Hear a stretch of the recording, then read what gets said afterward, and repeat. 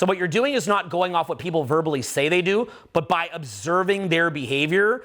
And the more that you observe their behavior, you see exactly what they respond to, and then you meet them where they're at, okay? So for example, let's say that you're gonna talk to somebody on the street. That is no different than you, putting a clickbait title on a video. It's no different than you putting a headline on a sales ad. That's all that you starting a conversation is. That's really all that it is, right? So let's profile a human being who's walking down the street and how you could engage with them in a way that is consensual, in a way that they will enjoy. By the way, what is the number one thing you should always do if someone does not further a conversation with you or wish to talk to you? Just say, hey, have a great day, and leave. If someone doesn't want to talk to you, walk away. If someone is not loving the conversation, walk away. Always just say the word sorry. I love the word sorry. If in any way, shape, or form, I think someone does not want to further talk to me, oh, sorry. Hey, have a great day. See you later. Use that judiciously. Overuse it. Use it 100 times a night if you need to. Honestly, that is the best thing you can do. Anytime someone doesn't want to talk to you, leave, okay? Have a great night. Leave. Have a good day. Leave. Now, from there, of the people who want to talk to you, what is the best, what is their psychology when you are engaging them? Let's think about their psychology, okay? Let's think about what they're doing. So let's say, for example, that they are, going off to some cool venue, right? Well, the first question is, are they with a large group of their friends that are super cool? Or are they bored with a lame group of friends, right? If you've got a lame group of friends, that's a very different conversation starter than a super cool group of friends, right? Let's say that I'm out with my friends and we got like super badass people, go to some badass Hollywood party. That's obviously a lot harder to start a conversation than some derper who like they're bored with and they're just like desperate to talk, right? So people that are desperate to talk, they're much, much easier to talk to, right? You've got to show more value on the front end with people who have, better things to do and so on and so forth. What else would you say are some factors? I'd say another one is their mood. Can you profile their mood? If you look at their mood, like what kind of state are they in? Although they could be in a bad mood because they're mad no one came to talk to them, so it could be tricky. That's a tricky one. Catch that? That's a tricky one, right? They're in a bad mood. Why? Because no one came up. It's not 100% guaranteed, but they could also just be in a bad mood. You walk up, they're like, fuck off, because they didn't want to talk to anybody. If they're in a good mood, they might be more social. So one of them is who they're with. The other one is their mood. You know the other mood that's important? That's a huge variable. Whose mood is a big variable? Your mood. Look, if you're in a great mood, it is like the easiest thing in the world to stop someone and talk to them because you're sharing good vibes. If you're in a bad mood, you've got to be more aware and technical with how you're engaging with somebody because, like in a good mood, you could just be like, blah! Like that could be your opener. Blah! And they're like, ah, yeah! Right? Like, blah, blah, blah! And they're like loving it because all that you're doing is sharing good mood. But if you're in a bad mood, you could say the perfect thing and because their mirror neurons are picking up weird vibes off you. But if you know what you're doing, you could still engage a conversation even in a bad mood. So, so again, it's who they're with. Okay, repeat this after me. Who they're with. Where they're going. AKA, is it cooler than what they have going on with you? Their mood. Your mood. Okay, so you're calculating, like that's an ongoing calculus of who you're dealing with. Now, let's also, for example, let's say that you're describing, a situation where you might be going up to a girl, okay, as an example, right? If that girl's attractive, does she actively have someone who she's probably intimate with who's probably more attractive than you? Yes. Like are they richer than you, more physically attractive than you? Do they already have that need met? Yeah. Yes. I mean, probably. In most cases, right? Do they have access to a better venue than you probably have, unless you're really on top of it? Yeah. They probably do, right? So you're dealing with someone who doesn't need anything that you have to offer in many cases, okay? Now, awareness of that is not meant to lower self-esteem. Rather, it's meant to be a reality check in order to begin to create a vibe and so to understand where it is that they're coming from, okay? So I'm shooting up the coast right now, headed to do a free event in Seattle. We're actually right here in the Fern Canyon, Redwood. We're just coming up from LA, driving up. So we'll be seeing you soon in Seattle. We're then gonna cross over and do events in Minnesota, Chicago, Detroit, Denver, and New York City. So we're actually driving across the country. So if you'd like to come and join, it's gonna be a full seminar. Then you're gonna see us doing a little field trip out that night. We're gonna be teaching you public speaking, getting you up on stage, social skills, taking you out to work on the social skills, how to make cash, how to get spiritually tapped in. We're gonna help you to build a mastermind group. And the purpose of it is that you can build a great life. You know, you can have a fun job and a fun life, just like what you see me and my family doing out here, okay? And I want to help you to build that, as if it splashes me. But anyway, yeah, I want to help you to build that, okay? So if you'd like to come, just click the link below, get signed up. As soon as you do, we'll help you to build a mastermind group right away. And we actually start getting in touch with you right away, leading into the seminar. And actually, the seminar does fill. There's a limited number of seats that are there because we booked the rooms. And as soon as you book it, you're locked in and ready to go. And we start sending you materials to get you prepared. Anyway, I'm gonna go brave this fun little hike, and I'll see you soon at the free event. Because that person already has their needs met, they're being invited into the best parties. Like, let me put it to you this way, okay? So, Dr. Steven, I need to tell you something, okay? I'm gonna send you some texts. Tomorrow, I'm gonna send you some texts, okay? So I just wanna let you know that, you know, I've got a yacht party to invite you to, and I just want to invite you just cause. And there's gonna be a bunch of super high level people there for you to network with. And I just want to invite you just cause. And Dr. Steven, I kind of just want to send you some money. I'm just gonna send you some money, you know, just cause. I'm just gonna send you some money. It makes you think you're trying to get something from me. Yeah, but it's also, imagine this is your life. Dr. Steven, I just want to let you know that you're beautiful. Dr. Steven, I just want to let you know that you're an angel. Dr. Steven, I just want to let you know that I'd marry you. Dr. Steven, and this is all day. Dr. Steven, I just want to let you know that if you make some website with for $7 a month and just do this, me and thousands of my friends are going to sign up. All that we want you to do is to do this. Okay? Yeah. Millions of dollars. Dr. Steven, we want to fly you in a private plane across the world. Dr. Steven, we want to get you into the best party tonight where there's like the best rappers. We want to put you at the front table for free. Dr. Steven, we just want to let you know that, like, you know, you're not just beautiful, but you're a beautiful soul, okay? And that's all that you're getting everywhere you go, okay? And then someone comes up to you on the street. Now, you're being invited out to this stuff, and then someone comes out the street like, hey, what's your name? Yeah. What's your reaction likely to be? Right? It's you know, and you need to understand, like, you're not likely to win on money because even the amount of money that I have is not enough for LA because there's just bigger fish, and you're not likely to win on looks. Again, not that looks or money wouldn't be great, but you're not likely to win on it. Even at $30 million, you're still a small fish in a big pond in a major city.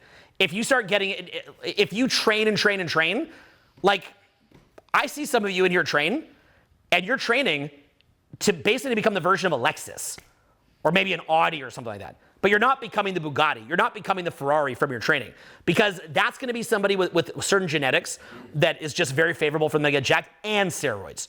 So they're going to be tatted and steroids and genetics. So unless you're going to take steroids, have the genes, get the tats, like, get the fake tan, like, unless you're going to do all that, the chances of you competing on your physique at the highest levels is none. Unless you're going to be into like Dubai millionaire territory, $200 million yacht territory, you're not competing on cash. So the only thing that you can actually compete on is frame. Frame is the thing that is, I would say honestly, is, you remember how I said earlier that email used to work, but then all of a sudden it became oversaturated? The money and the looks thing is largely at its saturation point. It's not that it wouldn't be great to be a 6'4" GigaChat billionaire on roids. It's not that wouldn't be fucking awesome. But the problem is that unless you're going to tell me that, like, look, if one of you guys in here has a $200 million yacht and you're 6'4" and you're on roids and like we want to talk about this, then you can plug your ears right now and you can ignore me, okay? But unless that's you, you're likely with all your best efforts to become like a high-level Volvo, a high-level like a Lexus or something like that. You're not going to be the Bugatti, but where you can be, like, I don't know, what's the best car? Like, what's the best supercar? Bugatti. What's the best one? Even you guys, I don't even know. Okay, what's like I guess like Lambo's kind of like intro to best one. But anyway, whatever's the supercar, you can be that with confidence, with social skills, and with frame. With basically what you might call emotional intelligence, you can actually reach that, and that's not oversaturated. In fact, most of the guys that you see that are jacked lack emotional intelligence, lack confidence. Most of the guys that you see that are super rich also lack emotional intelligence, also lack social intelligence. They do it to overcompensate is a huge factor. So that is why I'm always hammering you guys on frame and on social skills, simply because most people who you're going to meet out, they're not hyper analyzing as well as you. Now, by the way, let me explain this to you in the context of business and marketing. I would rather be Walmart than having my knowledge of marketing and sales. Here's what you guys don't realize. If I were to tell you guys that I'm a better marketer than Walmart is, I know that, or Coca-Cola, I know that off the bat, you guys will think I'm being preposterous. Like on the surface, that would sound laughable. I would laugh at that if I were you as well. I would laugh at that. Here's what you're not understanding. Companies like Walmart are actually working with about 2 out of 10 to 3 out of 10 very, very safe and boring generic marketing, but they have so much money that they can plaster billboards all over the country. So much like if you're a billionaire who's 6'4" Jack Giga Chad, you don't have to have social skills or emotional intelligence. And to be fair, you actually will get in a lot of situations where you lose out to people with emotional intelligence. So it'd be great if you had it as well. If I'm being real, you actually should have it. But in theory, you could kind of pull it off, whether you do or not. Well, in the same way, folks here, guys, in the same way, if you have Walmart, like if you own Walmart, you don't need to learn ad copy. Like if you're Sam Walton, you don't need to study Hormozy, right? If you own McDonald's, you don't need to study Dan Kennedy. You don't need to, because you have such money that you don't need to. Now, of course, in reality, imagine if they did. That'd be fucking crazy, right? Imagine if a guy, the Mega Yacht and the Jack Giga Chad studied this stuff. It'd be insane. But they just usually don't have the motivation to. But if they could, that just wouldn't even be fair. Like, they shouldn't be allowed to. But the point being is that the reason that we teach you social intelligence is this. I am actually a better marketer than Walmart because I don't have a choice. Do you see that? They're as good as they have to be. I'm as good as I have to be. So real powerful marketing skills, like at the highest of levels, is very much it's like the sling for David and Goliath. It's the sling, right? Where you could take down a Goliath with this little slingshot. You could just go, boom, and you just like beat someone you should never have been able to beat. So that is what really gangster, hardcore, OG marketing skills gives you. And this is what OG social skills gives you, is it's an understanding that regular people don't have that puts you light years ahead of everybody else, okay? And it's basically meant to be something that is not oversaturated. So there's a big market for that. Like there's a big open space. Like say you're meeting somebody out who dated the rich person, who dated the Jack Giga Chad, and then you come along and you're funnier, you're more confident, you have much stronger frame, and so on and so forth. That is basically the angle that I'm trying to teach you right here.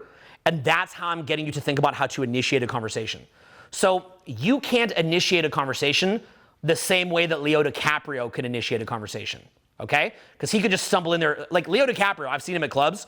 He's just at a table looking at his phone and he's surrounded, right? So he already has, they've watched him in 20 different movies. He's world famous. You've got to be thinking that you're going in there without any investment and without any loss aversion initially. And then you've got to recognize, like, this is where this person's at. So then how do I get 5 seconds? That's all that you need is 5 seconds, okay? So what are some qualities that would allow you to open a conversation and get yourselves 5 seconds deep? What are some things that I would be demonstrating to you here through this talk that you guys could also use to get yourself 10 seconds or 5 seconds? Confidence. Now, how does that manifest? How do you tell that the person has confidence? Loud voice. Yeah, voice, I'd say, is the big one. Again, if you're Leo DiCaprio, if you're a billionaire, if you're a Dubai royalty, you don't need to project your voice. You can mumble, you can sit on your phone, but if you're a nobody who's going up to somebody who's being offered all day, who's being given money, flights, this and that, at bare minimum, you want to have the crispiest, best projecting, most powerful, most confident sounding voice of anyone they've met today. Okay, and that's something where, and here's the main key, repeat this after me, no gatekeepers. No gatekeepers. So it doesn't matter what genetic lottery you won. If you drew the short straw or the long straw, you can control your voice. There's no gatekeeper on voice. There's no gatekeeper on confidence. There's no gatekeeper on humor. There's no gatekeeper on state control. So you've got to be honest with yourself. Like if you've woken up into this body, into this brain, and you're like, I'm John or I'm Fred, and you're like, you open your eyes and go, did I turn out to be a billionaire? No. Did I turn out to be a Giga Chad? No. Did I turn out to be a famous movie star? No, right?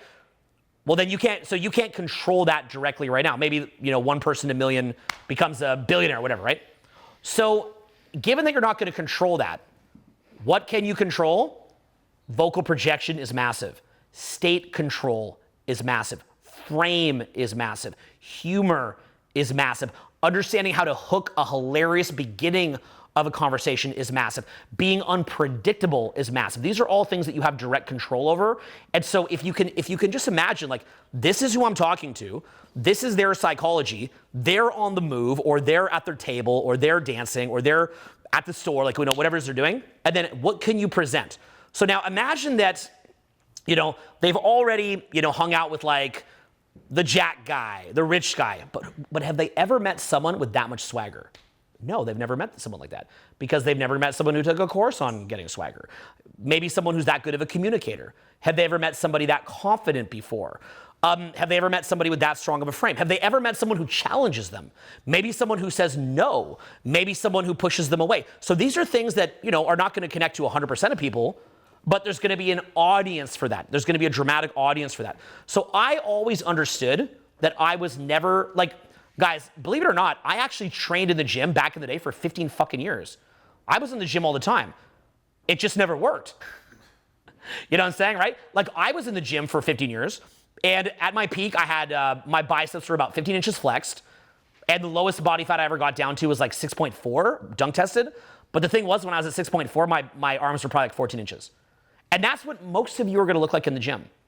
Even with like 180 grams of protein a day, hammering it in the gym, most of you are gonna have like 14 and a half inch arms, at like 9% body fat. And you know what it's gonna look like? It's gonna look like you're gonna basically look like, if I say you train, like if I was like, hey, that guy trains, you'd be like, oh yeah, I can see that he trains. But then if I were to say, could you imagine that maybe this guy just was born like that and doesn't train? It would also just look like that. Like, who in your trains? Do you train? Okay, so you're coming to the front. How many years have you trained for? Yeah, how many years have you trained for? I don't know, 7, 8. Okay, so come up here. Just stand right here. So he's trained for like 7 years. Now, his shoulders are wide. He's got some definition. He looks great. He definitely, more power to him. But like, based on what I described of like, I'm sending you money, you're beautiful, you're invited on a mansion, you're invited on a yacht. If he walks up and he's just like, he just walks up and he's like, hey, like, and he just shows like this, like, have they met someone in better shape? Because you probably didn't take steroids, right? Mm. Well, that's his problem. He didn't take enough juice, right? He's not roided up because he wasn't willing to engage in the problems that steroids is a risk for, right? Is that why you didn't do it? Yeah. Okay, right? You didn't want to risk your nuts shrinking or God knows what else could, I don't know. Maybe steroids don't even that, I don't know, right? But you weren't willing to do that, right? Okay, so you built this, that's great, but let me show you the difference, okay? Say hi to the audience right now. What's up, guys? Okay, what's up, guys? So watch the difference, okay? So here, just put this in your pocket. Yeah. Okay, just put it in your pocket. Okay, so just be like, hey, how's it going? Now, at home, they can't see the volume, but just tell the audience the difference, okay? In who is the more, so I'm in bad shape, he's in pretty solid shape. Obviously, there's levels to being in shape. I understand that, okay? But he trained for 7 years. So introduce yourself to the audience. Hey, what's up, guys? I'm Kyle Hammond. Hey, guys, my name's Owen. Okay, do you guys see the difference there? Okay, talk about your drive here. My drive here? Yeah, talk about it for a sec. I drove here from... So I took an Uber here. Okay, keep going. Well, I guess I could yell the entire time that Well, actually, that'd be a good start. You want me to do... I can do that. Show me. Of course. Well, so my name's Kyle Hammond. So his name is Kyle. He's a great guy. I got much love for Kyle. Okay, so now at home they can't hear the shift in volume, right? But explain it for people at home, the shift in volume. How's my volume? How's his volume? Massive. Okay, how's my certainty? How's his certainty? You see the difference, right? So that's what I'm getting at is if you train, like, I'm gonna start trading this year, I swear on God, okay? Look, every year I just keep traveling. I'm only at home like a couple months a year, but I'm gonna just stop touring and then I'm gonna get in shape. So finally everybody has to be getting in shape, I'm gonna do it, but I'm not gonna be touring, okay? So basically, I'm gonna minimize touring. So the thing is this, okay? I'm gonna teach those programs too. So basically, you built your body, I built my social skills. So when you're talking, you're like a Lexus, but I'm coming in here as the Bugatti of confidence, swagger, frame, social skills, humor, et cetera, emotional intelligence, et cetera, right? So I'm working a lane, you're working a lane that has kind of been done by every fucking dude, whereas I'm working a lane that is going to have an audience that's simply not oversaturated. But also, you're not going to get paid on this physique because there's so many guys competing on physiques that there's just like, you look great, but there's just guys that are in better shape. But there's so few people that are actually optimizing for social skills that I can make millions of dollars off the skills that I have. So I build this up, I get paid millions, and I get a better social outcome because I'm riding a lane that isn't saturated. But as soon as I go into a lane that's saturated, now I'm playing against this highly oversaturated lane. Now I'm becoming the email, like with the email list, where at first it worked, but then it stopped working. It's the same thing here, okay? Could you guys give me a hand for letting me do this, Sim? Thank you. We'll get him up here later, and we'll see the transformation by the end of this. Okay, we're gonna see a dramatic transformation. So what I'm trying to show you guys is basically this idea that you have more empathy and more awareness because you spent more time thinking about what that other person needs, okay? Now, here's the rub. Most people are walking around traumatized, and this is why trauma healing is one of the major factors in social awareness. Because have you ever had a breakup where like this girl maybe like cheated on you or dumped you, or maybe you had to dump her because she was too crazy, and then all you can do is just talk to your friends all day and vent and discharge all your negative emotions about the breakup. And you just need to talk about it, and you're looping on it, and you can't think straight. You ever had that? Who here's had that experience? Put your hands up. Okay, so here's what I'm saying. When you have that experience, you're no good to anybody because all that you could do is loop on that person that left you. So now it's hard to think about your business. It's hard to think about thriving because you're kind of just coping, right? So coping is basically this kind of zone where, first of all, you're completely uncoachable because any kind of feedback that you get, you don't view as affirming you, right? Like when you're in coping, do you want to be affirmed or do you want to be like ripped to shreds of all your weak points? You just want to be affirmed, right? Like when I broke my leg, I want them to come fix my freaking leg. I'm not like, and to like, maybe give me a painkiller. I'm not looking to, be told to run a marathon, okay? So when you're coping, because you have a lot of trauma, you can't even receive feedback because any feedback that you get makes you want to cry. And I know this because I will cross-post my reels from Instagram and YouTube Shorts on TikTok. TikTok is largely a coping-based platform. Anything that shows me giving feedback to clients who paid me money to ask for feedback, and everyone's enraged, like, you should have told them to love themselves more and give a hug. What you're saying is mean. I'm like, they paid me for this. Like, they will be mad. These are people not in coping like you guys here on TikTok. These are people that are thriving and that want feedback. Okay, people that are thriving want brutal, very hardcore feedback because they believe that feedback can be converted into progress. Somebody in coping doesn't believe in progress, so they're always just coping day to day. Marijuana, mega cope. Alcohol, mega cope. Processed foods, mega cope, et cetera, et cetera. Okay, scrolling on TikTok, dopamine, it's all cope. It's copium, right? Thriving is like, national parks, dating incredible people, best parties, millions of dollars, living a legacy, contribution, spiritual growth, all those high-level things where you really connect to God and your purpose and you're expanding and your reality is expanding, your spirit's expanding, your soul's connecting. It's amazing, right? So we have that line between coping and thriving. A lot of people are in coping. The problem is for a lot of you, not all of you, but many of you in this room are in coping, which means that day to day, all that you're thinking about is, I'm tired. I don't like my job. I wish I had a girlfriend. I want to jerk off.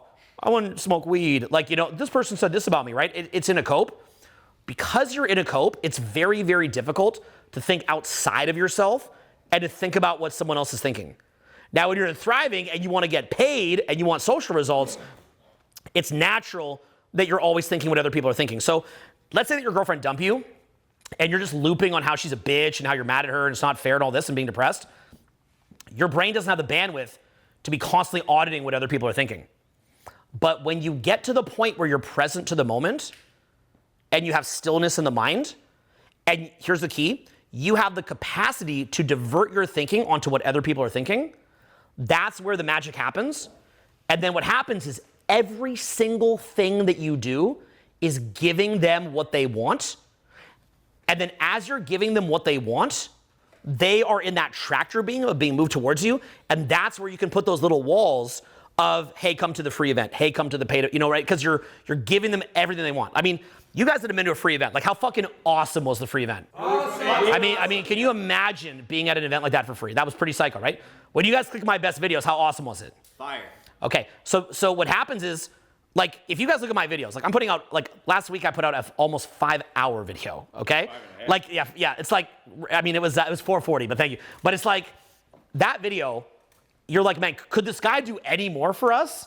Like, I've given you what I can I've really given you what I can over the phone. I've produced this thing, I've edited, I've put out for free, right? So then I say, look, if you like this, go to a free event. At the free event, it's like, could I have done anything more at a free event in the 2 days that we had in a group that size? I've given everything. So the tractor beam is there. Then you go to a better trading where I have the resources to give you more of what you want. That is how you get paying clients.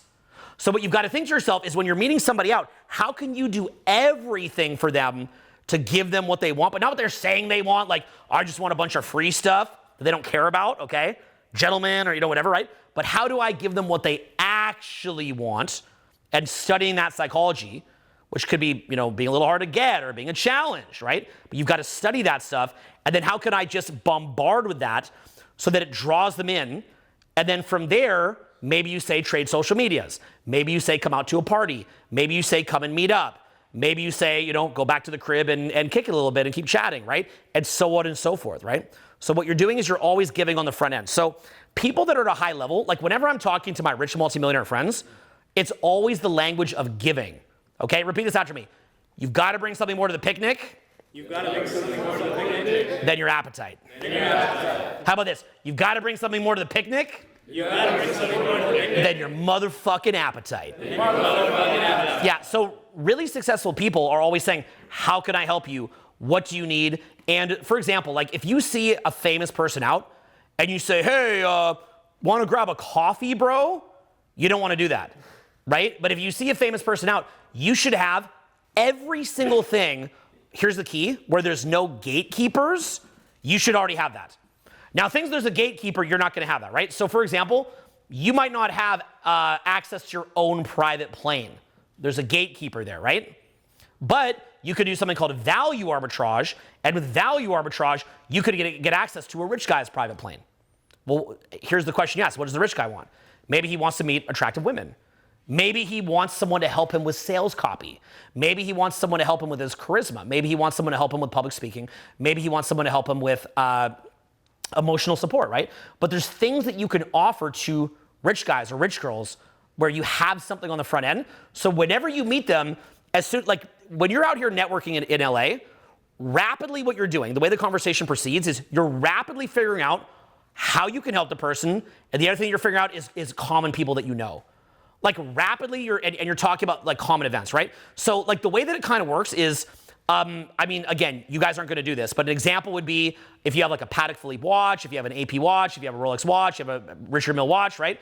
They usually have watches like, or not usually, but many of them have that too. Oh, you've got a Patek. Oh yeah, which model do you get? Oh, I got this one. That is like a quick way to start networking with rich men. Women don't know what a Patek Philippe is. You guys don't even know what a Patek Philippe is, but rich people know what it is. You don't have to have it. A lot of the richest people certainly do not have it. They just wear a sweatshirt. So don't get me wrong here, okay? But that's a simple example. Or maybe what you do is you go down to an area where it's like there's like a lot of rich people, like Rodeo Drive, right?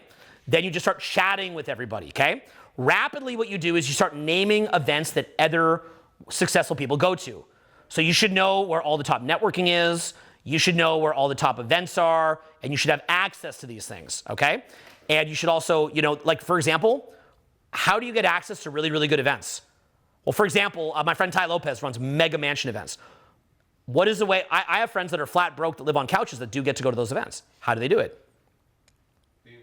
Well, they have 300 female friends, right? Those rich guys would like to meet some amazing high-level women, right? If they have access to 300 amazing female friends, well, then what happens is that gets them in that venue. Why is that a great play? Because there's no, repeat this after me, no gatekeeper. No gatekeeper. You don't need a hedge fund to have 300 incredible female friends. You could get that in a couple months if you just socialize, right? Another one would be being really, really good at writing sales and ad copy. Everybody is desperate for ad copywriters because if you know ad copy, you can print money. So being a great ad copywriter. Another one is you could be great with a camera. Just get really, really good at producing social media content. Also, you could have a social media following. Social media leveled the playing field for everybody. You don't have to wait to be chosen by a Hollywood, Paramount or Steven Spielberg. You could just choose yourself, start making content. You could have 1 million followers if that's the focus that you have. I do more long form content that's focused on a deep connection. But if you want to do a broader connection, you could just vlog your life and have 1 million followers. Well, now you've got 1 million followers. You've got 300 or 400 amazing female friends that are super high quality. Maybe you're networked in with a bunch of high-level dudes. You also have access to all these different venues. By the way, by the time that you do all that, you'll just get given one of those watches for free. My buddy Zach wears the same watch that I wear. He's got the same AP Royal Oak that I wear. And he's a 21-year-old club promoter. Why? Because one of his super rich-ass clients fucking gave it to him. Okay? Another one of my buddy rocks a Richard Mille. Why? One of his rich clients gave it to him. Because he wants to be kind of a father figure. You see where I'm going with this, right? So they wind up getting shit. They wind up getting Lent Lamborghinis, Lent yachts, all sorts of stuff, right? That's networking with men. Now let's think about attraction. Okay, you don't need all that stuff for attraction. Why? Because all that stuff with women, that stuff's overplayed. That's massively overplayed. Every guy's going, I got a yacht, I got a Lambo. Every guy's doing that. Okay, not actually every guy, because most people don't have it, but every guy coming at them is pulling that same bullshit, right? So what you're coming at them with instead is wild amounts of emotional intelligence. Crazy amounts of emotional intelligence. So that means you have to understand who you're dealing with. So let's say that you're dealing with someone, say it was a girl version of, what it is that we talked about here, okay? Like the joke that I did with you.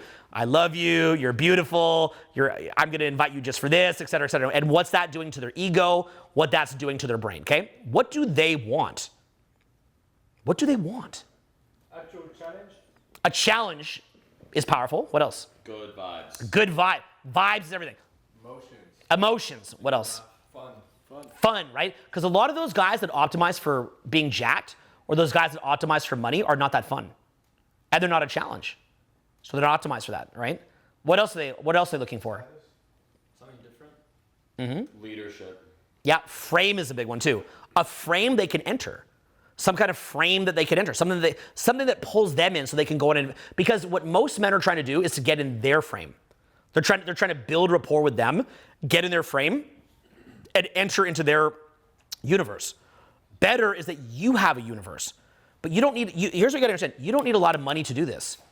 If you're a surfer boy who just lives in a hut and you've got a great group of friends and a guitar, and to be honest, I don't do any of this, but for a lot of, I don't do any of this, and I don't encourage, I actually highly discourage it, but weed is another thing, right? Because a lot of people like to smoke weed, right? Again, I don't do it. But who do you think is going to win? The mega rich guy with a yacht or the surfer boy who just surfs all day, has the coolest group of friends, they laugh all day, they go surfing in the day, they play guitar at night and smoke weed together in front of a campfire? Who's going to win 99 times out of 100?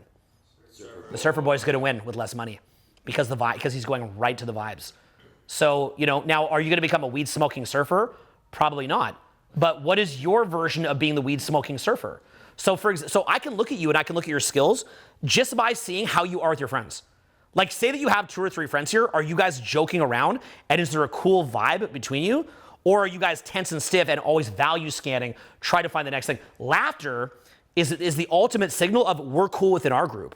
Our group is the cool group. We're laughing because we're not trying to get anywhere. We're happy right where we are here with this friends, right? Value scanning, like being a kind of clout chaser, like value scanning, that is actually what's killing you. So you always want, so if you're with a group of cool friends, you want to be laughing amongst your friends. So again, let's just look at some of these in conclusion here, okay? Ultra high levels of confidence, ultra high levels of confidence. Like when I say ultra high level, it's not even about 1,000% confident. It's about a total absence of non-confidence. It's an absence of self-doubt. So ultra high confidence should not look like a WWF wrestler, although it could. Rather, it looks like an absence of self-doubt. It's just an absolute absence of self-doubt. So it's not that you're like, oh, I'm amazing. It's that there's no inner dialogue of self-doubt in your brain. And then you're calm and you're chill. That would be number 1. Number 2 is always saying the thing that raises the vibe. Okay, the first one is absence of self-doubt. Say that. Absence of self-doubt. Second one is only say things that raise the vibe. Only say things that raise the vibe. Yeah, this is very key because there is a private deity in this person's mind telling them that it's all about their feelings. All they care about is their feelings. When they tell you we're soulmates, what that means is it would make me feel good feelings now that we're soulmates. If they tell you we're getting married and we're gonna be together forever, what that means is I get more good emotions right now by saying that we're gonna be soulmates and married forever. As soon as they change their mind, some other thing makes them feel good, none of that meant anything. Everything they're saying simply means this is my interpretation of what feels good right now. That's all that it is. So the only language that you need to speak is what feels good right now. Now, by the way, as a man, you want to feel good all the time. Women often want to feel a range of emotions, like a roller coaster, kind of like watching a movie, right? Because they get bored with just one emotion. It's like watching a movie. So it could also be, creating a little bit of a challenge or some tension or pulling away and feeling your absence. And that's more emotions too. But the point is that you're speaking the language of emotion, not the language of logic, okay? Now, this is coming from someone where if I walk into a Barnes & Noble, like a bookstore, I've read 2/3 of the books on most of the shelves of self-help, even a lot of class. I mean, I've grown up reading classical literature, piles of classical literature, modern literature, history. I'm a philosophy graduate, piles of philosophy. I've read tremendous amounts of psychology, read as much personal growth as anybody on the planet, been to seminars. I'm somebody who loves traveling the world. I like seeing geography. I like being out in nature. I like experimenting. With all that logical mind, do I use any of that when I'm interacting with them? No. If you're actually intelligent, if you're actually smart, you will realize that those things are for you. Those are not done for anyone but you. So you should not be relying on those things. Rather, what it is that if you're, because guys that are smart, like, I'm smart, I'm not going to talk like I'm dumb. It's like, okay, Mr. Smarty Pants, if you're so smart, why can't you learn the language to connect to others? The language of emotion is similar to the language of features and benefits in a sales ad. It's similar to the language of clickbait in a video. It is a recognition of what? What is the recognition? What is the fundamental recognition, if you're an intelligent person, that you made a clickbait title or thumbnail on a video, or made a sales letter? What is the fundamental recognition, Mr. Smart? So smart that you refuse to play the game. You're so smart. What's the fundamental recognition? It's the recognition that they are not invested in you. They're not invested in you. They don't know you. They have no loss aversion.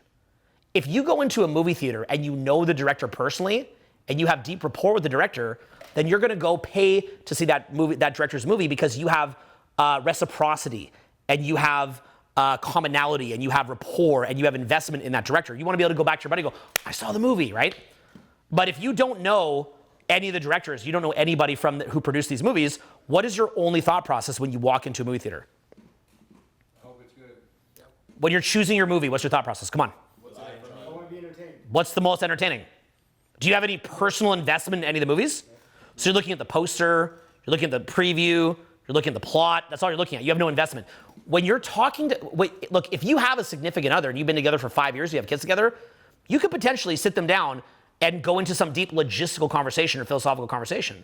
But if you don't know somebody and they've worked all week and they went to a club to vibe out and dance and to let loose, you're not being context relevant when you're talking about Schopenhauer, right? Like, I'm a huge fan of, Wittgenstein's symbolic logic, okay? Like, I study that in school. It's powerful. It's amazing. I like the study of logical fallacies, straw man fallacies, ad hominem attacks, all that. Interesting stuff. Totally going to destroy your social interaction. So the thing is that I understand how to speak the language of someone who doesn't know me. The language of somebody who doesn't know me is I give first until I make a genuine friendship with that person. Look, when I broke my leg, Sid and Damon drove to Idaho to come pick me up from the hospital. Listen to me screaming at the top of my lungs as I had to move out of the bed into the car. Listen to me screaming at the top of my lungs with every single bump in the car as my leg, seared in vicious pain, brought me home, put me in the wheelchair, helped me get in bed, grabbed the piss bottle. Sid did that because he knows me. Sid did that because he has investment in me. But when I first met Sid, what did he see? A clickbait video title. So that clickbait video title, some weird, balding, ginger, autistic guy crushes at the club on the rampage, and he went, what's that, click? Little did Sid know that he would be carting me back from the hospital screaming, helping me with a piss bottle. Okay? So it's not that you have to be this forever with someone who you're meeting, right? Later, you can get to know them deeply, but they don't know you. Okay? Sometimes I'll have a great conversation with a guy out, right? and it'll be a cool conversation. He'll say, hey man, we should meet up sometime. And I always yell out, because I'm trying to be nice, I go, invite me to something crazy. They're like, I don't know, why don't we just grab a coffee? Here's the problem with that. I have the best friends in the world of 20 years who I'm not responding to. You can't make friends with a 45-year-old man. How do you make friends with any 45-year-old man that would just be your friend at random is a loser. What 45-year-old man meets random men out for coffee? So a typical 45-year-old man is running a small empire. My children deserve that time. Like, if I've got time to go meet with a random man for coffee, then this program should be at least one extra day. Would you guys agree? If you guys paid me and I told you, no, I'm not going to extend the program by a day because I'm busy grabbing coffee with random men, would you be angry? You're like, I supported you, Owen. Are you telling me that the way to get a one-on-one with you is just be a random man? And I could add a one-on-one? I didn't even have to take a group training? I could have got a one-on-one just by buying you a coffee? Obviously, that would never happen. So, you know, right, even my own kids, I've got to make sure that I have enough time for them, which I do my very best. I bring them everywhere with me, right? You know, I would, to be honest, rather hang out with an ex-girlfriend. Because I have exes that I broke up with half a decade ago that even though we're broken up now, we still had a great 3 years together, and I care about them more than a random man. So I care more about my exes than a random girl that I would meet out. I would treat CJ way better than I would treat a random woman that I met out because she put up with me for my stupid ass for 3 years. You put up with my bullshit for 3 years, I'll meet up with you. I'll meet up with you before the random person. You know what I'm saying? Right? You earn that. So grown men, you don't, you know, so I'll say to people, if we had a good vibe, I'll say, invite me to something cool. What am I really saying when I'm saying invite me to something cool? I'm saying, invite me to something where I can expand more and be a better father. Invite me to something where I can expand and do better for my clients and have more knowledge and insight in social skills. You have to have a very, very deep understanding of what it is that this person responds to, not what they verbally affirm that they respond to. Because if I ask you right now, do you want to eat healthy food or do you want to eat do you want to eat a bunch of healthy food or do you want to eat a bunch of fucking raw kale or some shit like that? Although people have debates on if that's healthy, but you know my point? You're all going to say, oh, I'd eat the raw kale, right? And then when it's in front of you, the piping hot pizza, you respond on the piping hot pizza. Look, but here's the thing. The higher up the totem pole you go, the harder it is. Guys will say to me, I'll bring 50 girls for one of your parties, and I still say no. In their mind, they're like, I thought a ratio of one guy to 2 girls was good enough. I can't even bring 50? No, why is that? Why? You already have. Let's put it this way. Say a girl said to me, I can cook and clean for you. Is that enough? Is that enough for me to marry someone? What does it cost for me to get someone to cook and clean? What does it cost for me to get a club promoter to bring up like the best, most curated list ever? It's nothing. So I don't care that you can bring up 50 people. I don't need you there, right? So that's a starting point to get into certain functions. Definitely better than nothing, and you should absolutely do it. But then you want to think even better, right? But here's the other thing. You want to know the one secret sauce that nobody ever thinks of that's so good that even if you've got 50 incredible women that you could bring somewhere, that big piece that no one has, that emotional intelligence that we're talking about here. It's that vibe. That vibe is what makes you stand out. It's that crazy, crazy, crazy powerful vibe. The most common feedback that I get from people that meet up with me, and I take this as a great compliment, is they go, dude, I've never met someone with energy like you. You've got I just hear this, they go, you have such amazing energy. And they talk about it with their friends, like this Owen guy, he's got like such amazing energy, right? But what's this amazing energy? Amazing energy, wow, right? What is amazing energy? It's a combination of the vocal projection, right? You know, being confident in your own skin, being grounded, being present to the moment, and then adding good vibes, giving good humor to that person, not expecting anything in return. And here's the really big one that I use with because look, at this point for me, networking with rich guys is a higher priority than even meeting attractive women. Because meeting attractive women, I figured that shit out years ago. Networking with very, very successful guys, that becomes high-end clients. And then when I have high-end clients and they really pay the bills, I can give a better deal to you guys. So I'm here for you guys too. But, catch what I did there? But anyway, so, catch what I did there, okay? Catch what I did there. If I just go, oh, I get all these clients that make me rich, do you care? No. So how do I frame it? What I do? Would I circle back and say when I get the rich clients? Yeah, I could do better for you guys. Then you're like, do it, get the rich client, Owen.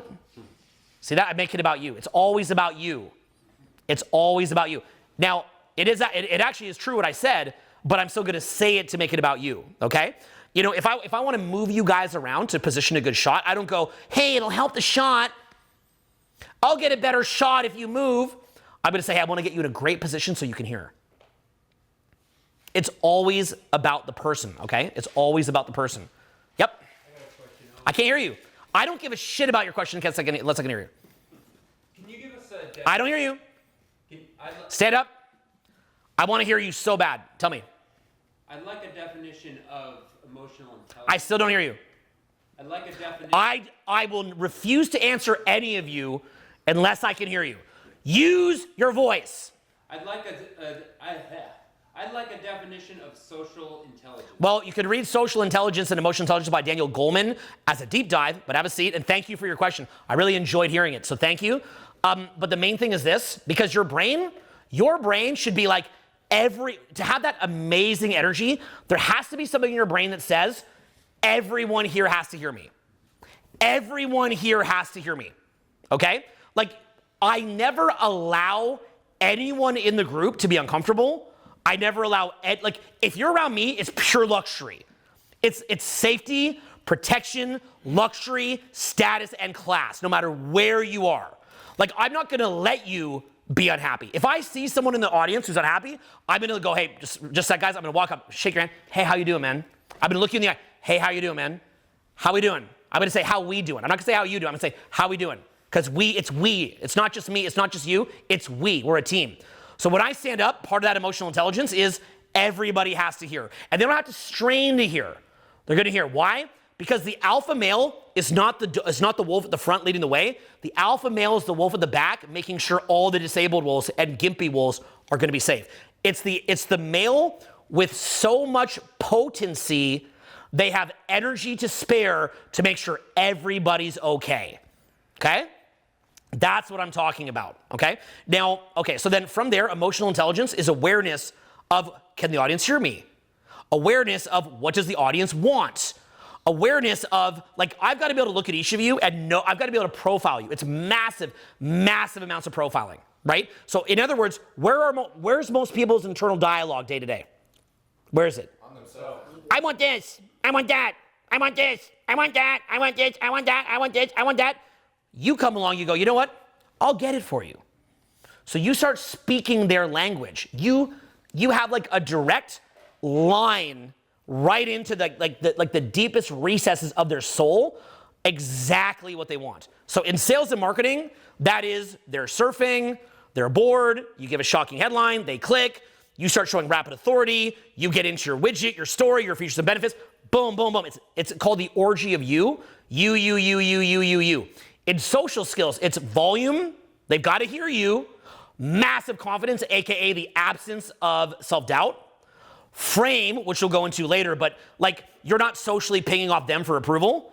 Also a challenge, in other words, you break rapport. You guys know in every interaction, I'm always breaking rapport. You got to be breaking rapport. Think about, okay, this watch here, a gold Daytona, look up what a gold Daytona costs, okay? Now, different colors get you different prices, but you know my point? What is it? Okay, I have a Patek Philippe watch that my watch shows bring over there today. Go walk into a Patek Philippe store. Go walk in, ask for a Daytona. Go ask for a Patek Philippe Nautilus. What do they say to you when you try to buy a Patek Philippe Nautilus? It's just a stainless steel watch, guys. It's just the same BS stainless steel watch that you get at Nordstrom's or get at Macy's. It's an AP Royal Oak is barely different than a PRX. Looks almost identical to a Tissot PRX. How much is a Tissot PRX? $300, $400. Some expensive ones a bit more. How much is a Royal Oak? It looks exactly like a PRX. 50 grand, some 150, depends, right? Same watch. Does AP build rapport with you or break rapport with you when you go and you try to buy it? Break. Are they like, hey, we'd love to do business with you? What do they do? Nah, bro. Pushes you away. If you walk in with 100 grand to buy AP Royal Oak, do they say yes or no? No. When you buy a Rolex, a Patek, a Richard Mille, AP Royal Oak, you're buying the rapport breaking. That's it. That's all you're buying. That's all it is. It's just a rapport break. That's all that this is a cheap watch. It's a gold Daytona. It's a cheap watch. The production on this is nothing. Even if you argue that the mechanism inside it is like this ancient haute horology, it's a less good mechanism than an Apple Watch. So it's difficult just for the sake of being difficult, just to rationalize charging more. This watch, the only purpose of it is that you can't have it. That's it. That's all it is. You can't have it. But that's actually giving you what you want. Every single one of you in here wants this, even if you couldn't sell it, wants this watch more than the Apple Watch. Why? Because they went out of their way to make it known that you can't have it. So as soon as you have this, it's like he has the one that everyone else can't have. If you're the guy that no girl can get to be her boyfriend, you're the Rolex watch. People beg and plead for these things on the gray market, pay quadruple the price. Same watch that sells for 50 grand at Rolex will sell for 200 grand on the open market. The Le Mans Gold Daytona is like 30 or 50K from Rolex. It's like 300K on the open market. Why? Because as soon as you're wearing that, like LeBron has one, as soon as you're wearing that, you have the watch that nobody else can have. It just shows you got the one that no one else could have. That's it. That's all. That's the only purpose behind it. So when we say that for example, in attraction, be the person that no one else gets to have. That's massive. That's freaking massive. Okay, you ever seen videos where I say, are you a vibe? Are you stuck up? Are you lying? Are you scheming? That's mandatory. It doesn't have to be those words. But you can't just be like, I'm here. That's not what people want. Nobody wants that. So you have to go into the psychology and provide what it is that they want. Likewise, someone who's super needy, they don't want that. All of you in here have had a significant other where you love them with all your heart and you're very needy because you love them. The word needy is like viewed as bad. I think needy is beautiful. It means you love them. Like it's like needy, codependent. Like you mean love? My God, is that where society's come to? But it kind of has. Because in a world of too many options, a guy who just loves them is viewed as needy and codependent. I personally just thought that was love. I'm 45. I thought that was love. But it's not. There's been women that I've loved dearly. I've loved them with all my heart. I would have jumped in front of a car for them. How do they take that? Codependent needy. Why? Because you're no longer the Daytona. You're the PRX. You're begging to be bought as opposed to being the challenge. So they take it differently. So we've got to understand, again, we understand the psychology, but we can only understand that psychology when we stop focusing on what it is that we want and we're constantly focusing on what everyone else wants. So you've got to still the mind and go. So here's what you'll find, okay? If you go out and you start socializing and you get in state, your mind becomes ultra present. You basically become enlightened. It's kind of freaky. You get this weird temporary enlightenment when you socialize a lot and you control your state properly and actively. Or it could just happen on a great night. So you go out, you get in state. You know what suddenly happens? You can sing, you can dance, you can do imitations. You're super funny, you've got great stories. You know why? You always had that. You always had it. But what was happening was your brain was shutting that off. It was shutting off the creation of that because what your brain was doing, let's say that your brain has 100 power, 90 out of 100 of that power was spent just coping with trauma. Spent being nervous, spent being obsessed with yourself, spent constantly trying to get stuff, spent trying to self-soothe, spent trying to cope, spent trying to micromanage perceptions. So as soon as you reclaim all that ego and mental noise and inner dialogue and coping and self-soothing and all that, and you're just good, it activates that other 90%. You basically become 10x more intelligent. You literally become 10 times smarter like that as soon as you just reclaim all that mental bandwidth. And now you can see into that person and see what they want, provide it, and then you provide that little wall and say, hey, maybe after party. Hey, maybe let's go chat over there. Right? You kind of just keep doing that. And then that eventually leads to intimacy. That's how it actually works. But what'll happen is when you do what I'm saying, your results, it's a whole new life. It's an entirely new life. Because everywhere you go, you'll be radiant. Everybody is going to be like, who's this? Like, you're going to look and carry yourself like a celebrity. You will look and carry yourself like a celebrity. Everybody will assume you're filthy rich. Everybody will assume you're super connected. Everybody will assume that you date the most attractive people. You're just going to come across like that. You get on camera, you're going to have a gazillion followers, you're going to have people follow you. You're going to have this kind of like this guru-esque kind of above the fray kind of vibe to you. It's a really, really crazy thing that you're going to see, okay? So that's what we're here to show you. We're here to show you that, and that has to be from the beginning of a conversation all the way to the end. Let's look at some principles to beginning a conversation. They have if you just go, hey, how's your night going? That's like going in the email list. Look, if you run a business, you should still have an email list because there's some people still look at it, but it's way less than social. So what happens is, and later social, there'll be something other than social. So what happens is they've hit saturation point and have an autopilot no to, let's look at this. Where are you guys going? Okay, repeat that to me. Where are you guys going? Where are you guys going? How's your night going? How's your night going? What's your name? What's your name? Okay, these are things where it's trying to build rapport. Okay, that's the PRX, right? You're trying to build rapport. So they have an autopilot no to mid dudes or ugly dudes coming up and doing this. It's a no off the jump, okay? So instead, maybe provide something that they haven't seen. Provide a curveball. Provide something they're not familiar with, right? And so what I recommend, and I think this is so powerful, is first of all, just start talking. Just start talking.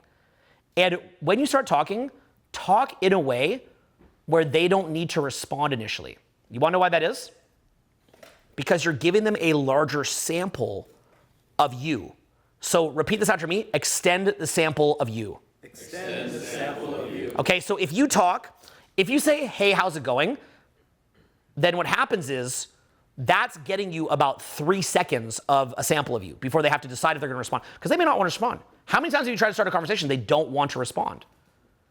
So if you give them only 3 seconds to hear your projection, to feel your radiant energy, to feel your frame, to feel your power, and you're like, 3 seconds of my power. Okay, now decide if you're going to answer.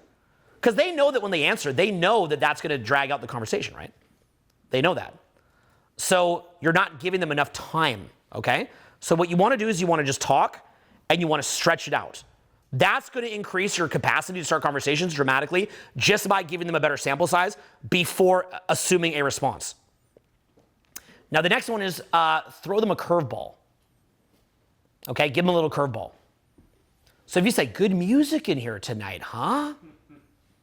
That's different than, and this is a bad example, but I use it just a simple example, than I like salad. I like Caesar salad. You look like the kind of person who would like ranch. I don't know if a person who likes ranch can get along with someone that likes Caesar salad. What kind of salad person are you, right? You see that? It's a curveball. It's like they've never heard it before, so you give a little bit of a curveball. So rather than pacing the environment, rather than asking them questions, you talk about something that's a curveball.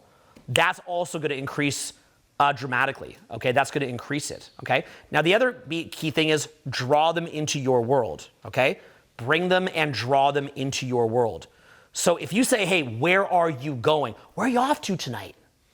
That's a very low percentage. Can open, by the way. You can open with anything, to be clear, but it's a much lower percentage than just talking about your world. So if you just talk about your world, and then if you give a curveball, those are two huge, huge factors where you're actually considering, what it is that you, it shows that you're actually considering, what it is that you're doing. Okay, so here's the format. Number one is bring them into a world, into your world. Don't try to enter in their world. Okay, bring them into your world. Don't try to enter into their world. Do not, right? When you guys click a video, if you click a video, does it say, hey, what's your name? It's like if you go to the Matrix, it's like, boom, right down to like this whole other rabbit hole. So bring them into a rabbit hole. If you just started telling some crazy story, that's a great way to start a conversation. Give a curveball they don't expect, not predictable and boring. Now from there, tilt the follow-up to the two of you not getting together, not the two of you getting together. Okay, we're gonna put notes to you, so don't worry, okay? So a lot of times people will say like, I like Caesar salad. Do you like Caesar salad? We both like Caesar salad. Mm-hmm. Oh, trying to get rapport? They've seen that too much. You're the PRX, you're not the AP, okay? The next one is use your subcommunication. Use pauses, use tone, and build intrigue, okay? You can use your tone. That's, again, you asked what emotional intelligence is? The capacity to use pauses, tone, and so on and so forth to build intrigue. That's another component of emotional intelligence, okay? Now, another couple great frames. One of them is called the bratty little sister frame, or the lovable, AKA the lovable dork frame, okay? So if you're putting someone on a pedestal when you're talking to them, they've seen that before. They have an autopilot reaction to that. If it's like, if the frame is like, you're so cute, I'd adopt you, you could be my new little sister. I'd walk down the street with you in my arm like this, everybody would be jealous. Like little funny things like that. Like, you don't have to say those words, but if it's kind of like, I love you to death, but you're a brat, that is like money, money, money, money, money, money, money, okay? Because that is actually showing that you have frame and showing that you're someone to be looked up to, not to look down at and scoff at, okay? Another one is the I could but I won't frame. So it's this look on your face where it's obvious that you know that they're right in the palm of your hand, but you're not gonna do it. It's like you kind of have this smile, this knowing smile that you look at them, like you know that it's on, but you're not actually gonna do it, but you know that it's on. So the bratty little sister plus the I could but I won't, that's like powerful, powerful, powerful, powerful framing. Like insane level framing. I could, but I won't. And the bratty little sister is like, that is like stacking frames upon frames. It is, wow, okay? That is like a crazy, crazy, crazy response, okay? Another thing too is it's best when you're in such a flow state that you can launch yourself in with nothing prepared at all and just, and your mind is so present that you just allow it to come up. You just let it come up. That's when you're in the most flow. Like you're chatting, so you're following these principles of, bring them into your world, throw some kind of a curveball, break a little bit of rapport, bratty little sister, I could but I won't, like, all that kind of stuff is kind of stacked in there. But if you're in such a flow, different versions of it just keep coming out. And it's almost like you're playing the blues, like you're playing like jazz or something, and you're just like, like it's like there's no prepared song. You're just like jamming, like then you're doing this, you're free associating, like you're all over the place. Right? That is what is actually taking into consideration what that person is experiencing. And then what you do is, here's the main things they care about. The first one is they want to meet someone higher status than them who they can look up to. Say that.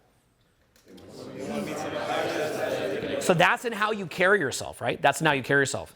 The other one is somebody who provides emotions. Just emotions. Say that. Just emotions. Just emotions. The other is they want to kind of win a challenge. They want to get validated by someone who's a challenge. Say that. Win a challenge. Yeah, they want to win the challenge, right? And the other thing is a better, cooler place to go. Better. Right? So now they meet someone out. He just kind of comes in. He's in his world. Now, and by the way, when you're with your friends, you always want to be talking to your friends more than them. Like as soon as, like, you always know someone who's a fucking loser when they're chatting and then you come in and you're like, hey, what's up? And you join and they go like this. They go, and then they go back on the group. No. When your buddy comes in, turn to them, dap them, start cracking jokes with your buddy in front of them and let them hear it. That's a great opportunity to pull back the validation and to let them hear, what's going on with your friends, right? And you should be joking with your friends before you even got to the venue. Before you even went to the venue, you should be joking with your friends, okay? So then what you do is then you pull back and now you're joking with your friends, and then it has to always be, you're the cool kids, and all these other guys that are out are fucking massive losers who they despise and have resentment towards, and you're like the one cool group above them. Like they go in there and they're like, oh, like getting all the attention, and then you come in and you have even more attention. That's what it really is. You have to believe that you have to believe this. You have to say this. My status. My good emotions. My validation. My better place to go. My emotional intelligence. My popularity is more valuable than their physical beauty. And that's all it is. And then it just becomes a negotiation. But it's not said explicitly. It's never explicit. Right? But the frame, it's always a frame of who has more value. AKA who's trying to get rapport with the other person more. Who's like laughing a little too hard at the other person's jokes, who's trying a little too hard to get rapport, who's more, here's the key, who's more in their head thinking of how to get the other person's approval. So you've literally got to train yourself to detach and just be in your vibe and be with your friends and then kind of just put it out there a bit and allow that space for them to be constantly trying to get in your group, like all the time. And that has to continue all the way into a relationship. Like in the relationship, it has to be completely clear. You're on your purpose. You have your passions. You have your friends. You've got your social group. There's a ton of girls that like you. You love the girl to death, and she's your soulmate.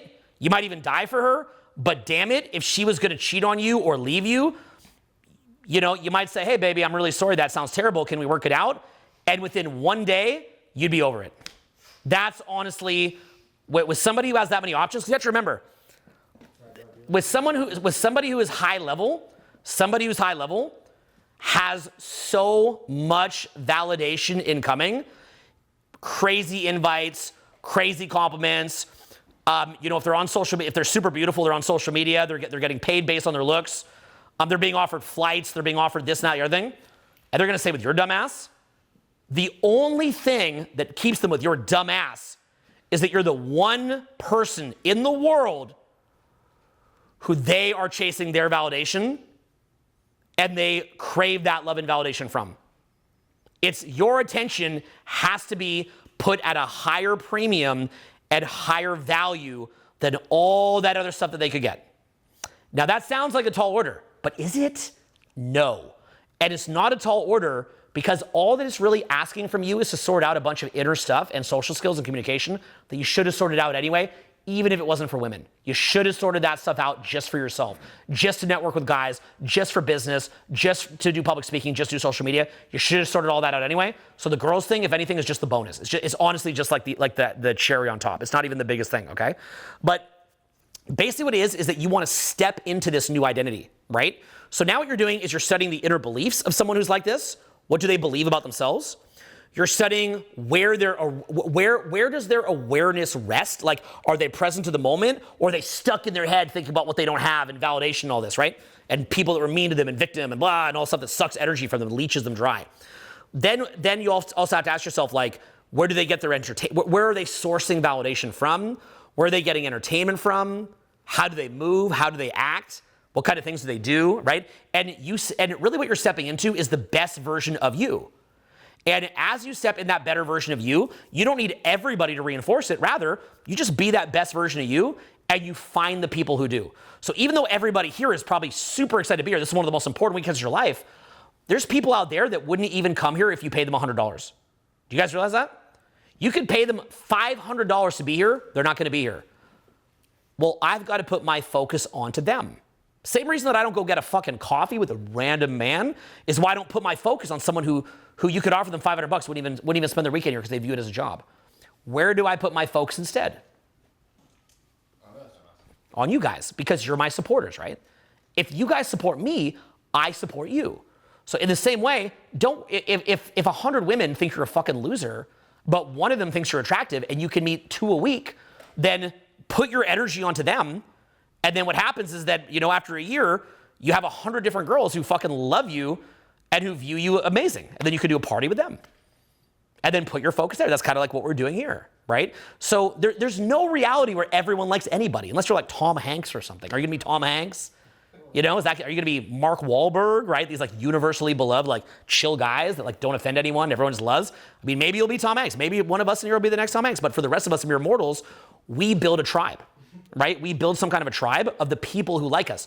That's where you want to have that beach dinner party that you do, or that cool house party that you do at different people's houses, or that cool boat party, or that, that hiking club that you're a part of, or that you lead, right? And what you do is you keep creating situations where you're a leader and then everybody views you as a leader, right? Imagine if I were to invite a woman to this event right now and she saw all of you paying to be here, excited to be here, giving me props, listening to me, and then she's seeing me in that reality. Or what if I were to invite over a rich business connection and then they see me in this kind of environment, right? Like, there's a guy in here, there's 2 guys in here that were recommended by, for the 2 guys that are in here that were recommended by somebody, how much money do you think that guy has that recommended you guys? How much money would you say he has? We won't name names. A lot of money. Do you have an idea? Probably, close to billions of dollars. Okay, so there's 2 people in here that were recommended to be here by a billionaire, okay? Now, that billionaire, when I talk to him, I like him a lot. He's fucking dope. But do I care? No, because whenever I meet up with him, I've got either a bunch of girls around me or I've got a bunch of clients around me, and he'll just come in and I'm like, hey, what's up, bro? Hey, good to see you, man. He's trying to get in my world. I'm not trying to get in his world. I've created a little pocket where I have the authority. So if anything, he's like, oh shit, I hope Owen calls me back. But by the way, anything less than that, you don't get a 50% result. You get no result. if it's anything less than what I'm describing, it's not like he calls half as often. He never calls you back. So it's binary. You're either at the point where you're in demand, your time's in demand, or you're not. And so you've got to fight and claw using tools that have no what? No gatekeepers. Say it loud. No what?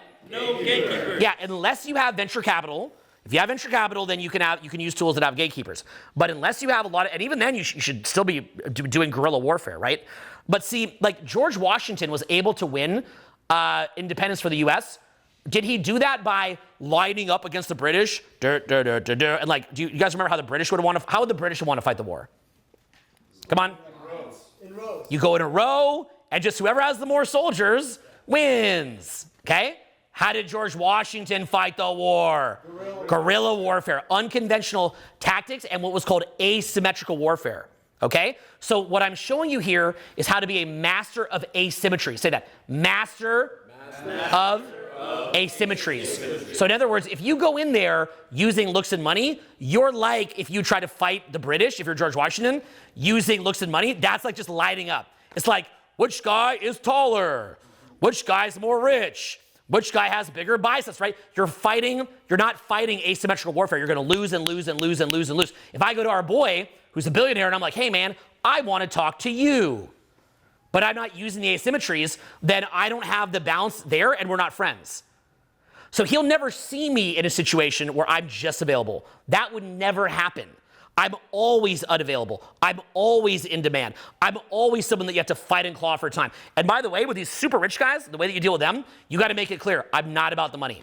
I'm not about the money. I don't give a fuck about money. How do you show that? Always show yourself with your kids out at national parks.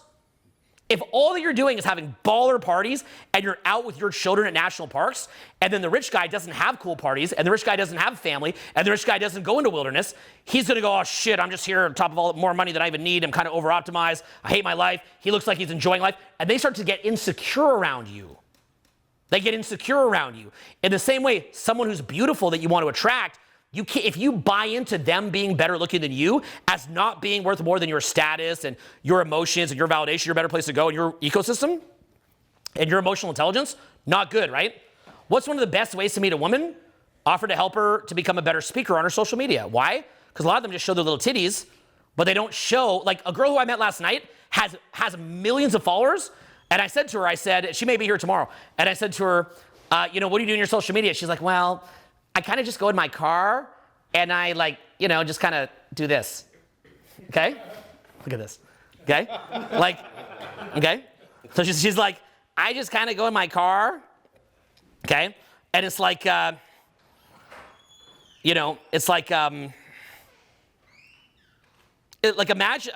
if you just did this. Like this reel, like this one has 200K.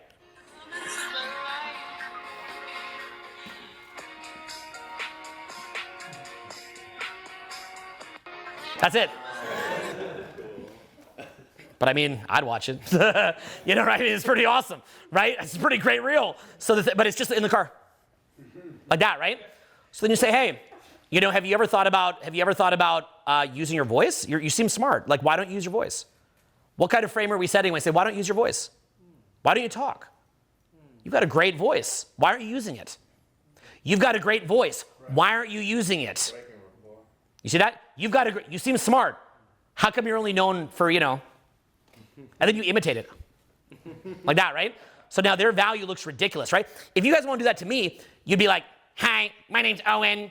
I'm in demand. I coach celebrity and billionaire. I'm Owen. Right? You can take my value and you can tease it. And now I'm like, right? And then you take Dr. Steven, you can be like, oh man, looks like, I see some postural things you have going on there. Right? And then I'm like, no. I'm like, hey, I see you got a little extra poundage on there. Pull your back around a little bit. I want to see you have a lot of energy, Owen. Take care of that later. Thank you, Dr. Steven. Yeah. So you guys see what I'm saying here, right? And that's how he winds up on, I'm giving him podcasts, right? We did a podcast together. We did 2 of them. So that's what I'm getting at is that, if you show, what you do is you show that something that you have is more valuable than what they have. So you're operating off the asymmetries. If you just see a beautiful woman and you try to out-beauty her, and that's not in your genetic makeup, even with all the roids or whatever, look, the better looking that you can get, that's great.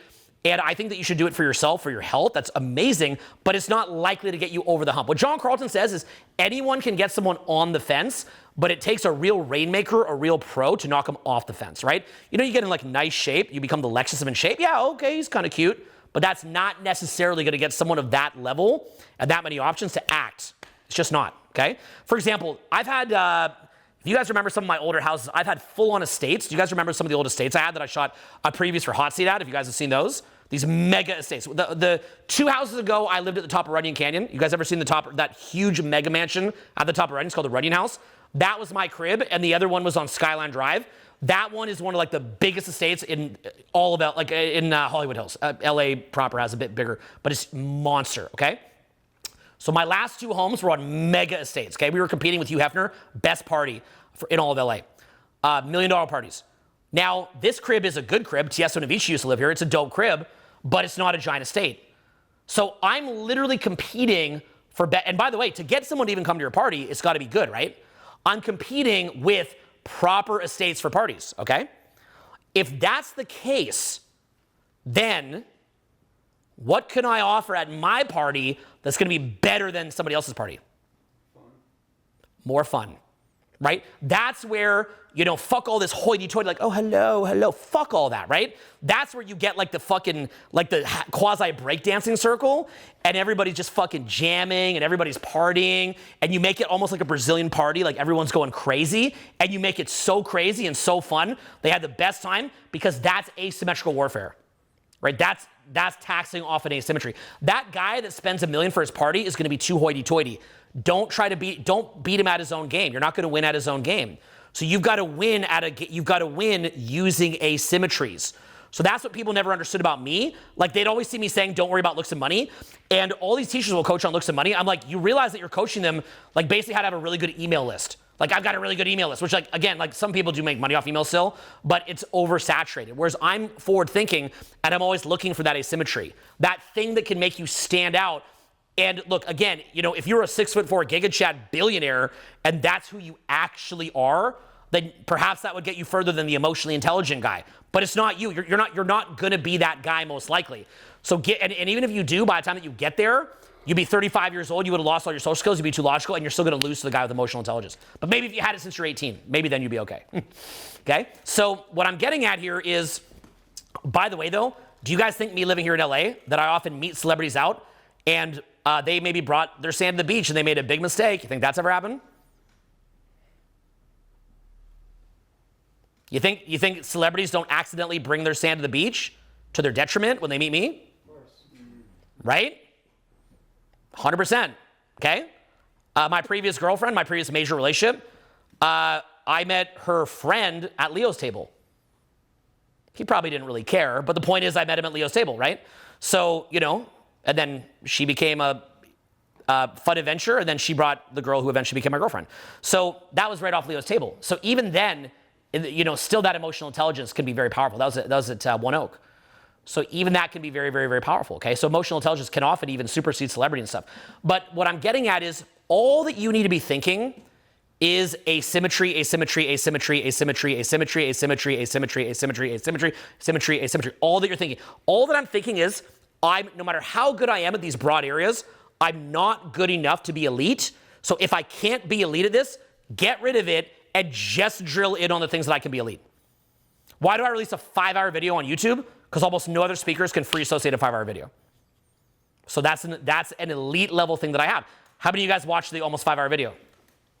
So there you go, right? What was it like to see a 5-hour video? Insane. Off the cuff, like not scripted at all. It's just 5 fucking hours, just insane. Yeah. Bonkers. Yeah, so you see that, you go, did part of you say, I wish I could learn how to talk for 5 hours? Absolutely. So that's what I'm saying, right? So that's an asymmetry with a niche audience. Now, would it have been good if I was born in the 70s?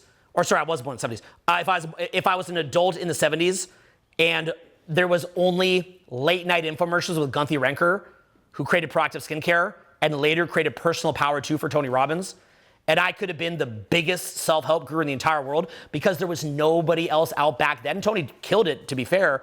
He killed it. But like if I'd been, would it be better to be born to where I would have had the only self-help product in the world? than me doing niche 5-hour videos? Would that have been better? Yeah. But I don't have that. Right? So I can cry all day that I'm not Tony, or what I can do is I can scope down. So you can cry all day that you're not born as a Dubai heir. You can cry about that, or you can accept that that's not your life. I'm sorry that it's not, and then you can still crush it, right? You'll probably never be as successful in dating as Leo DiCaprio, but you don't have to be happy. Does that make sense? You can be the best version of you, okay? You can get it. You can still get 5,000x better results than you ever imagined possible. Just not 5 million. You dig? Right? You're like, no, only if I get the 5 million. Like, you can easily get a 30, 40, 50 million dollar net worth just doing social media, but you might not have a billion. You see where I'm getting at here? Does that make sense? Would that be okay? Like, just like lavish parties, 30, 40, 50 million bucks, pretty famous, but you wouldn't be Tony Robbins though. Is that okay? Yeah, that's cool. Can you live with that? Because I don't know how to get you to Tony Robbins. I'm going to be honest with you.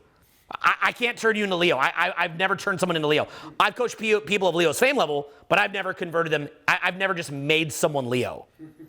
I coached multiple of the top business teachers on YouTube, spiritual teachers on YouTube, all sorts of stuff, like all sorts of niches I coached from scratch. But they make like 20, 30 mil.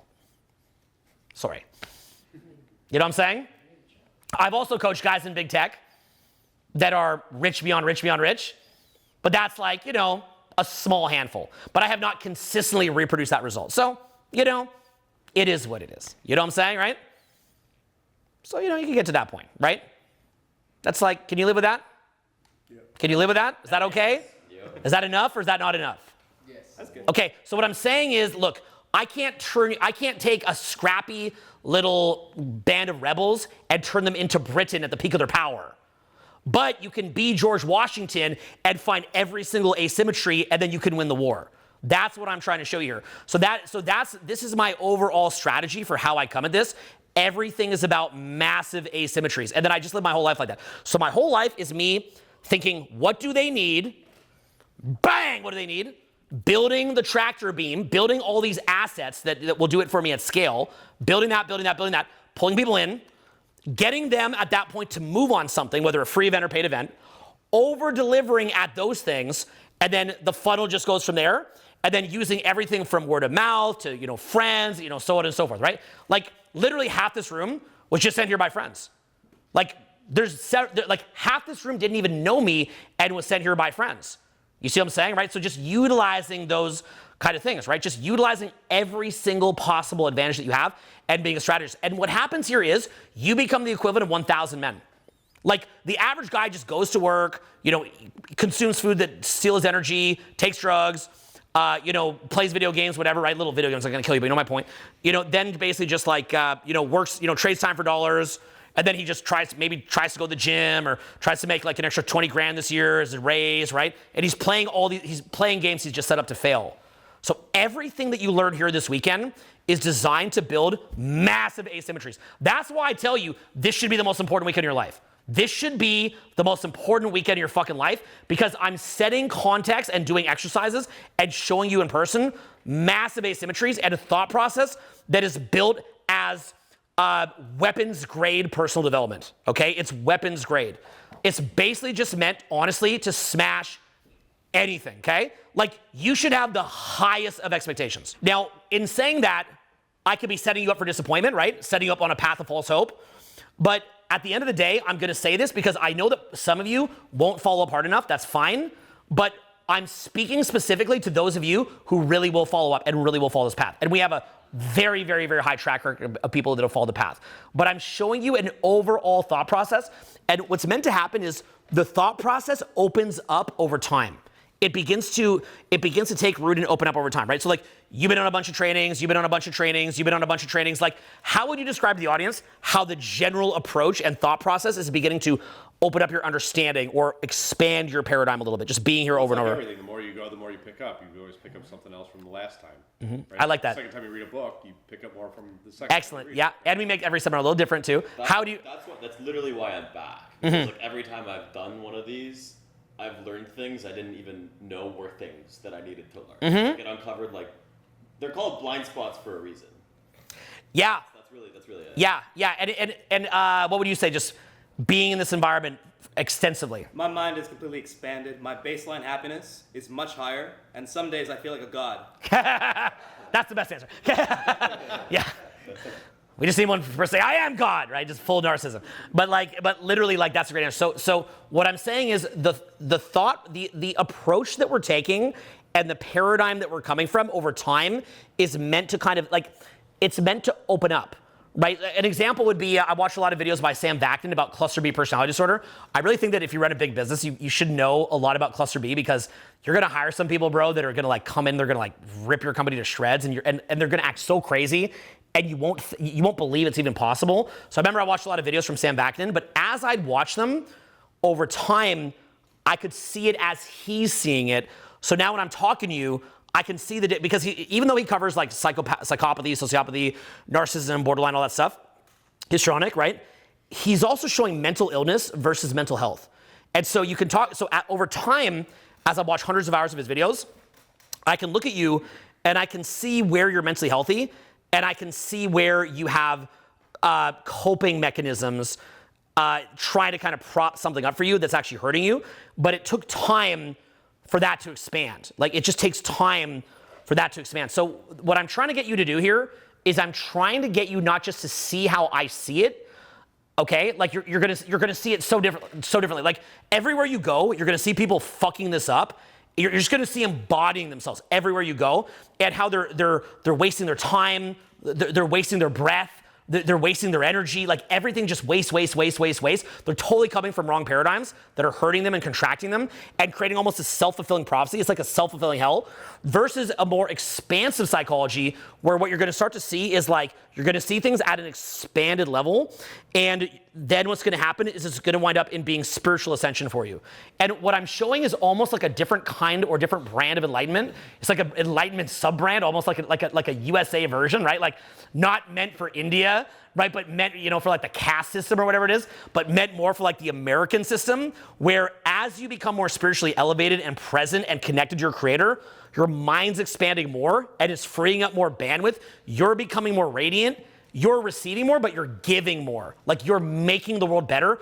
You're serving the world at a level of thousands of times, if not millions of times higher than you ever could have, while even living a way cooler life. So it's almost like an American version, like the American dream version of like a spiritual approach to life, right? Where, you're giving more and expanding more spiritually, but you're also like taking your kids on beautiful vacations and educating them and helping them to become more, really, like helping them to contribute more and to see life in a better paradigm and not a contracted paradigm, and not coming from a position of a lot of the elites, including people that I've coached, that just think that that pleasure and happiness isn't like making shitty products that fuck people up and, kind of just like entrenching the elites to masses dynamic, this kind of like pimp-slave dynamic, pimp-ho dynamic, or like a prison bitch to, prison fucker dynamic, right? But like the big Bubba world where you get, shoved up your butt to protect you. But like, but more of a dynamic where what you're building is also awakening the human spirit. Like, it really is doing that. And then as you awaken more people through your action and you're helping more people, they are also waking up, but then they're also reciprocating that to you. And then you also make money and you also have great results. So it's like this expansion. So that's kind of like the larger context that I'm trying to put, is like, not to create the next McDonald's where it's just a bunch of shit that people consume for the sake of like pointless consumption, but you start to really help people like where they're at, because it's only when you can really understand somebody else and take the time to understand them and meet them where they're at, that then what you can do is you can help them. But then what happens that when you build that degree of trust with somebody, you can show them a spiritual path as well. But if you just walk up to someone being like, you need God, like, you can't reach them because there's too many walls and paradigms blocking them. But if you can help them to get what it is that they want, like you can help them to get rich or get social results and things like that, then you can say, hey, like, now that you have all this, do you realize that there's such a higher level even past this? But if you can get them to that point, you can show them even more. So that's sort of, and that's where we need to have a national reckoning with the flawed, narcissistic, contracted paradigm that most of our people are living in, right? We talk about how women these days are all fucking crazy and fucked up, like modern women. We're the men that are supposed to be being role models. Like, those are our girls. What does that say about us as a male population? If our girls are getting crazy, what does that say about us as men? Right? They're just a mirror of us, right? They're our mirror. So if you're not someone who deserves respect, you're not going to get respect, you know? So just think about that too, right? So it's really about a human awakening project. That's sort of like what I'm trying to that's what I'm trying to get at you guys here, okay? So that's kind of setting the frames for this weekend, because it's going to be very, very heavy on exercises and very, very heavy on real life experiences. So that's just me kind of setting the frame of like how to think about everything that you're going to be learning here. This is the larger context of it. I'm also going to be teaching you public speaking. So I'm trying to show you a little bit of public speaking here. Do you guys see how I literally have it in the mind and I can translate it off the dome, no script? You guys catching this? So I'll also be teaching that to you. You will walk away from this event at about 80% my public speaking level. Okay, so make sure you're here on time every day, because this is gonna get crazy, okay? You're gonna walk away with about 80% my social skills and about 80% my public speaking level, okay? So I'm doing a little demo public speaking now. I'm gonna do demo of social skills out. I'm gonna get you doing it.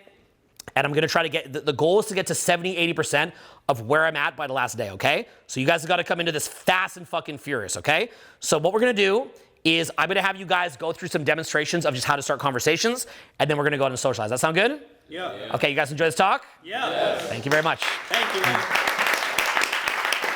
you.